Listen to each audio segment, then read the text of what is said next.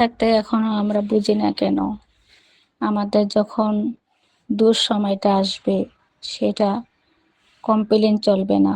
যে দুঃসময়টা আমাদের জন্য আসবে, যেদিন আমরা এই পৃথিবী ছেড়ে বিদায় নিয়ে একেবারে চলে যাব আল্লাহর ডাকে, সেদিন আর কোনো রেকর্ড চলবে না, টাকা পয়সার ঘুষও চলবে না।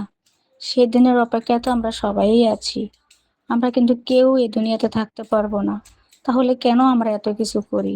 তাহলে কেন আমরা খাবার, পড়া, বাড়ি, গাড়ি এসব নিয়ে ভাবি?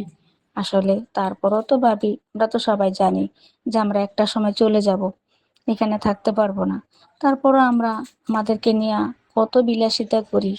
একবারও কি আমরা ভাবি যে আসলে এই দুনিয়াটা ক্ষণিকের জন্য, যে কোনো সময় আমরা চলে যাব?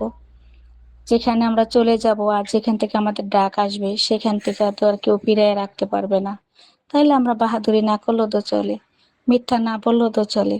যত মিথ্যাই আমরা এখানে বলি, কিন্তু একটা সময় যখন আসবে, সেখানে যখন মিথ্যা চলবে না, তখন আমরা কি করব?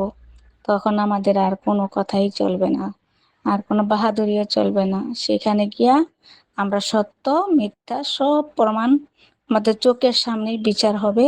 আর সেটাই সত্য হবে যে আমরা কে কখন কি করলাম কি বললাম। সেদিনটার অপেক্ষায় আমরা সবাই থাকি। একদিন হয়তো আখেরাতে সবার সাথে সবার দেখা হয় কি না জানি না, কারণ মইরা তো বাচ্চা আসি নাই, তাই মনে করেন কিছু বলতে পারতেছি না।